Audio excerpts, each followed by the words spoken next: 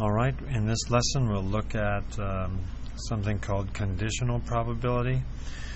So in the previous lesson we talked about intersections and unions, and we looked at Venn diagrams. We can use the regions in the Venn diagram to find the probability of an intersection. That would be when both events happen at the same time. We can also look at a union, and we can look at complements. And today we're going to look at this concept. This notation means the probability of A happening, the probability of A occurring given that B has occurred or that you know it will occur. So we're going to read this as saying given, A given B. And the formula for that uses an intersection, and we divide by the probability of the condition. So,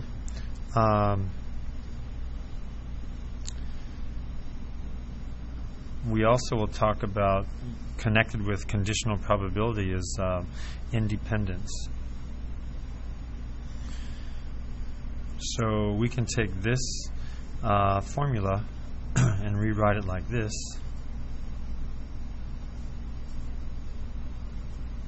Just by multiplying both sides by the denominator.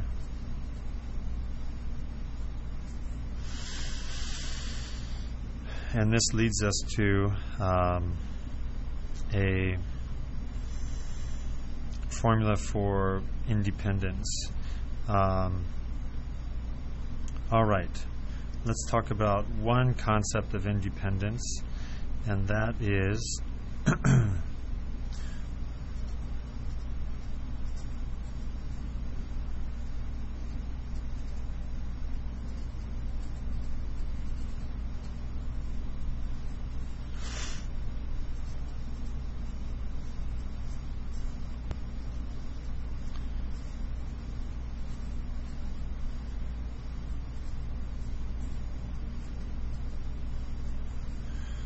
there's one way to think of it.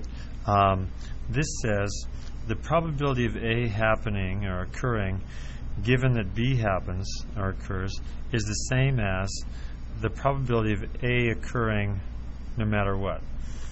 So that shows that B does not affect A. And over here, the probability of B occurring given that A has already occurred is the same as the probability of B occurring whether you know about A or not, or whether A has occurred or not. So A doesn't affect B, and that means B is independent of A, and here we have A is independent of B. So we can look at it this way. This shows that A and B are independent.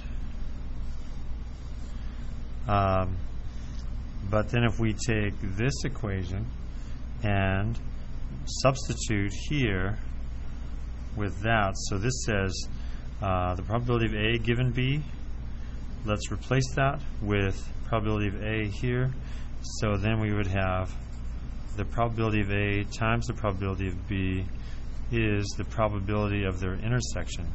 So there's another test for independence. We can look at it with conditional probability or just with the intersection and the product of the probabilities.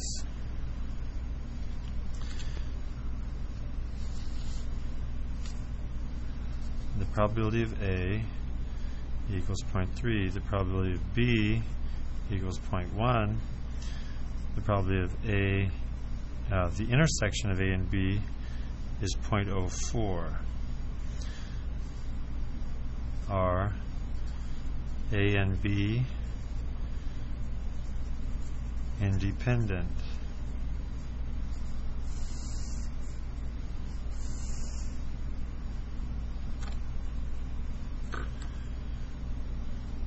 So we can look at either of these tests for independence. Since we have what we need for this one and we don't have any conditional probability, why don't we just do this? And we're going to have is the probability of A times the probability of B equal to the probability of their intersection. So here we have A times B, and 0.04. We get 0.03 is not equal to 0.04, means that A and B are not independent.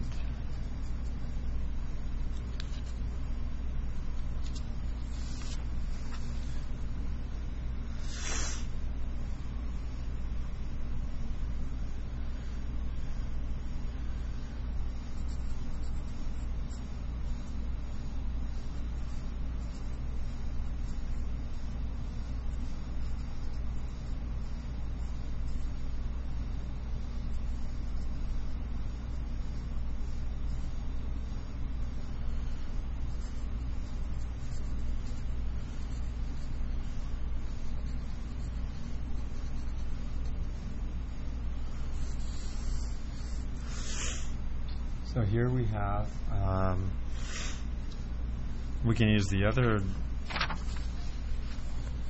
test for independence.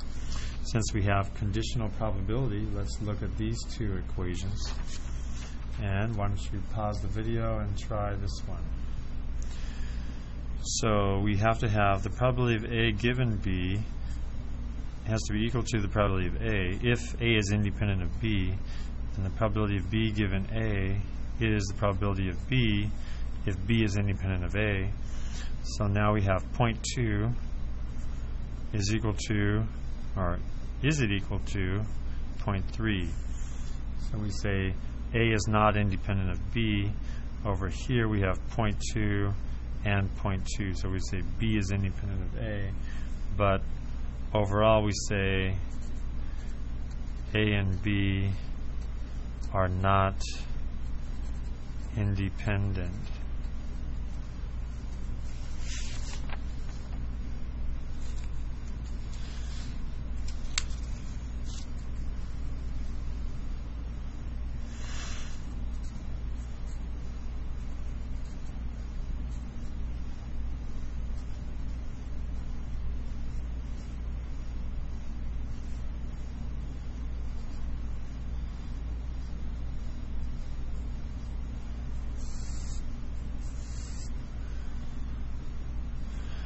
And now we just can use a Venn diagram. We can manipulate equations and find the conditional probability of A given B.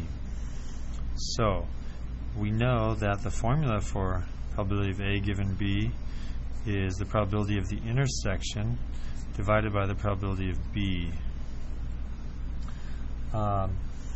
If it doesn't say that that A and B are independent, we can't assume that the intersection is just going to be the product. If they are independent, we can just multiply these and we would have the intersection. So since we have a union, we could use a formula for the union, or we can use a Venn diagram. A union B is A plus B minus the intersection. We need the intersection, and now we can solve for it.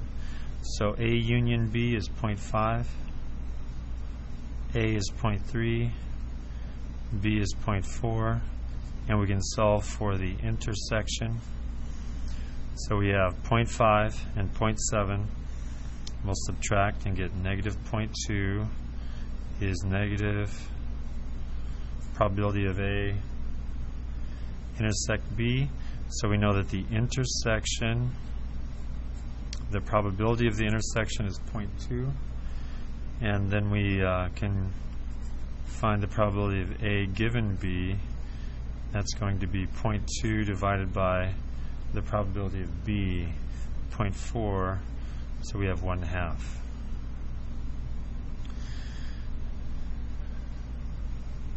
If we looked at a Venn diagram, we don't need any formulas. We don't even need this formula. A,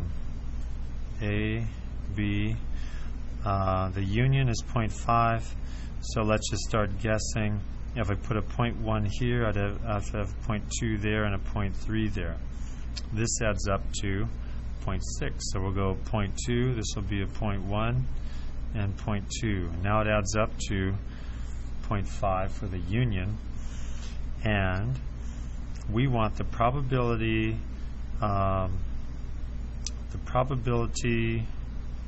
of A given that B occurs. Given that it's in B, what's the probability that it's in A? So we have this whole value is 0.4, but we want this.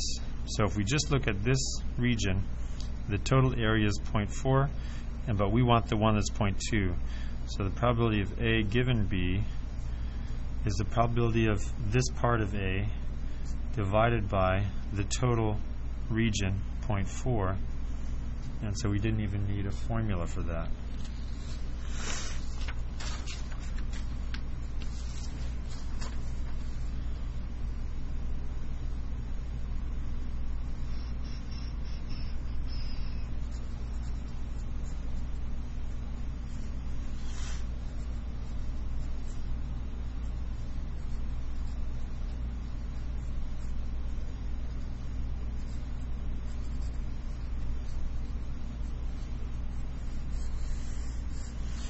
Okay, pause the video and try this. Use formulas and a Venn diagram.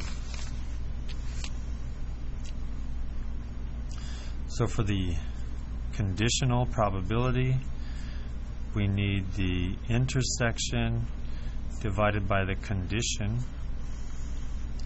We can use the union formula.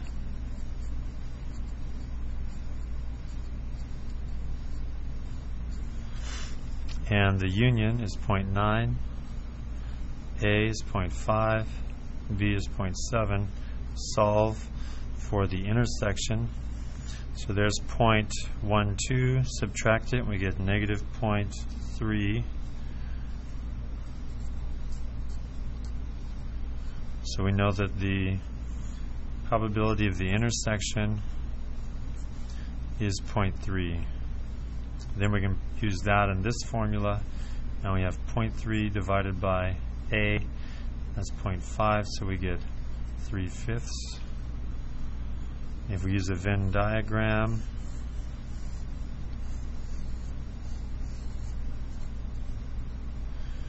we are given the union is 0.9, so let's just start with 0.1, 0.4, 0.6.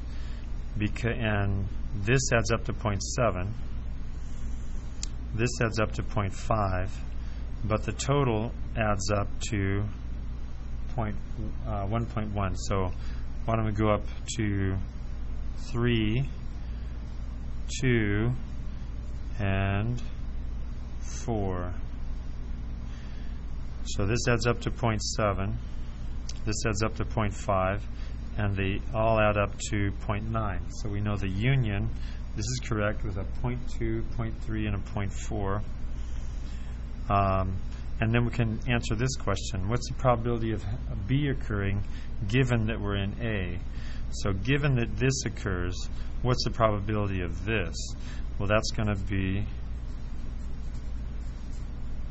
0.3 divided by 0.5.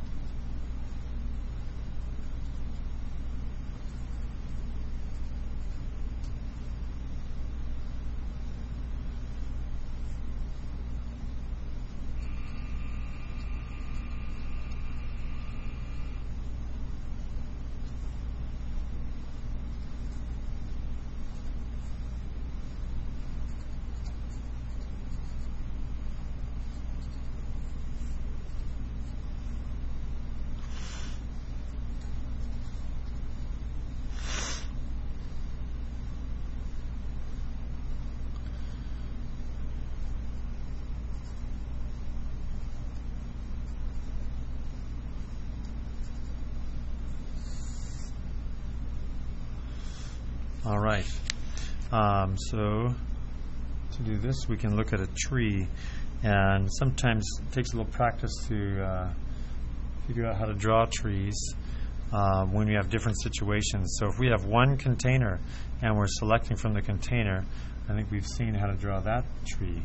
But now we have two different containers, and maybe sometimes people think they need to make two trees.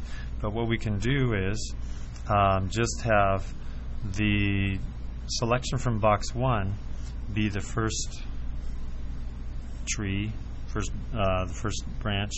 So here's box 1. Box 1 has 6 red and 4 not red. From that, we could draw a red or not red. And then this will be box 2.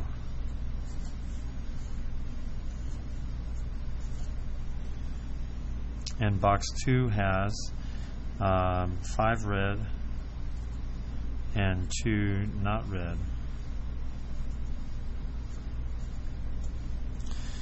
We have a probability of making this selection is 6/10, and this would be 4/10.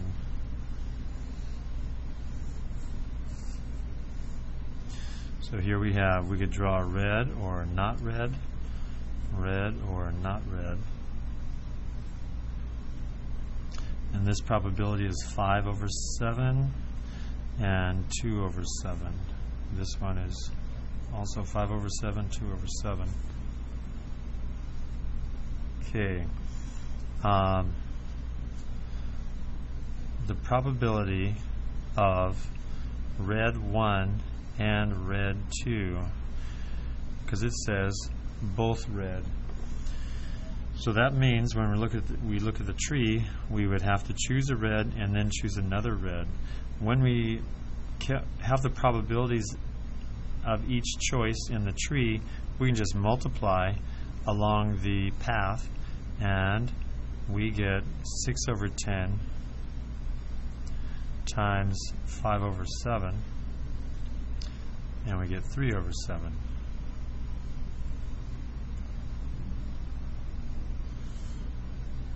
Yeah, cancel the 2, we get 3/7. All right, we can just multiply along the branches. 1 red.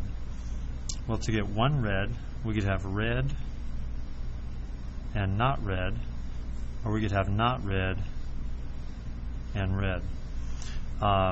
We have 2 ways of doing it, 2 ways of achieving 1 red. That means we have to find this probability and add it to that probability. It's a union. We could write this as probability of red, not red, union, not red, red. That would be a red 1, red 2. Hello. Hold on a second, I'm just going to finish here. You can sit down.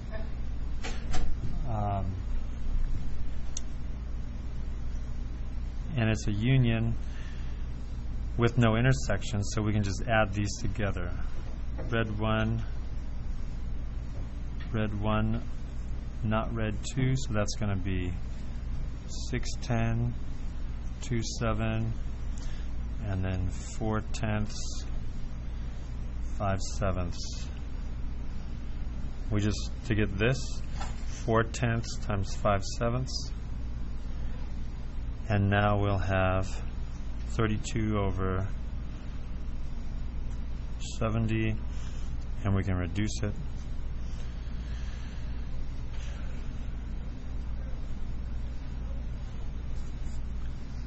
And then part C is probability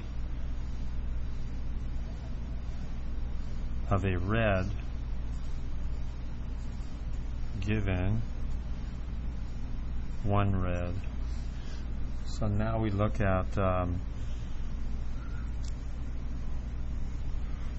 red 1 given that there's 1 red. So a red from box 1 given that there's 1 red total.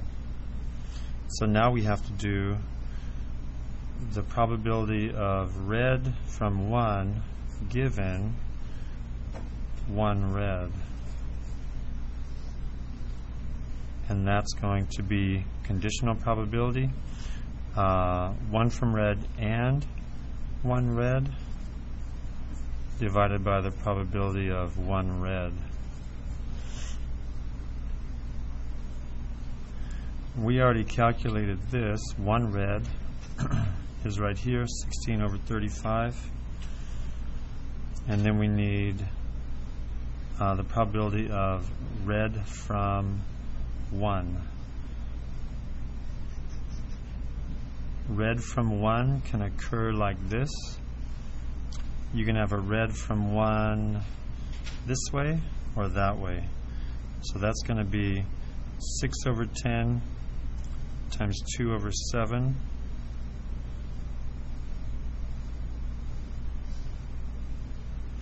It has to be the red from 1 and 1 red, and that's going to be right here. Red from 1, and there's only 1 red, so that probability is 6 over 10 times 2 over 7, and then divided by 16 over 35, 3 over 8.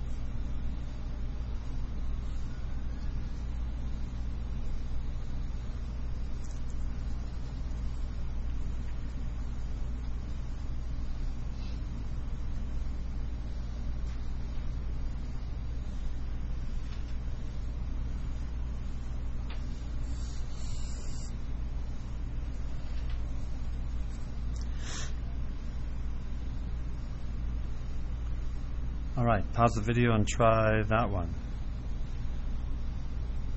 So here we're drawing 2 dice, and we could have the 6-sided die or the 4-sided die.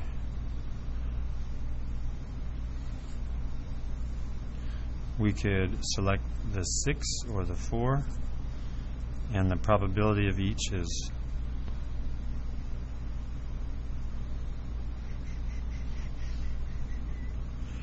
okay. Let's just go with that. Then when you roll the 6, you could have a 1, 2, 3, 4, 5, or 6, and the 4 could be a 1, 2, 3, or 4.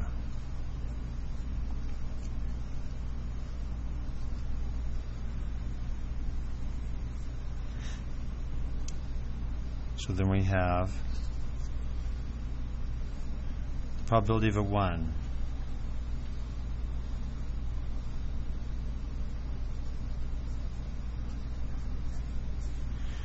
So we look at the ways that can occur. It can occur with a 6-sided die, and that would be 1/2 times 1/6. It can also occur down here and be 1/2 times 1/4. 1/12, 1/8, and we'll have 1/12 plus 1/8. 24, 2 over 24.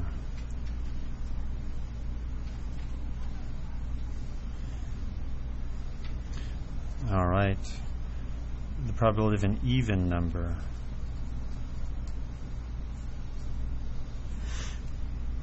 This is going to be the probability of this 2 or 4 or 6, and then we also have the probability of this 2 and this 4.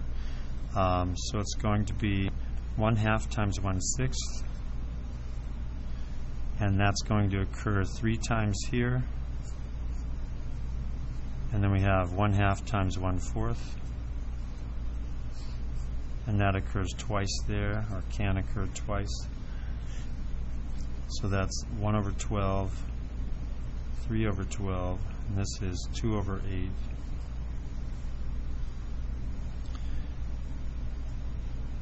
Multiplied by 2, we get a 6. Multiplied by 3, 6. 12/24, and we get 1/2. Okay, probability of a four-sided given that a 1 is rolled.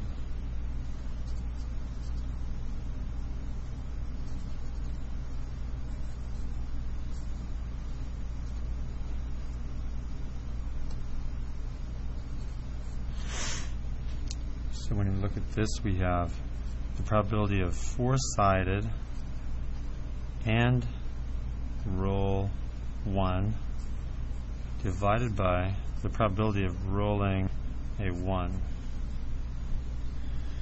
The intersection of a four-sided and a 1 is right here, and that's going to be 1/2 times 1/4, so that's 1/8. And then probability of rolling a 1, we already calculated that, it's 5/24. So we have 1/8, 24/5, and we can reduce that 3/5.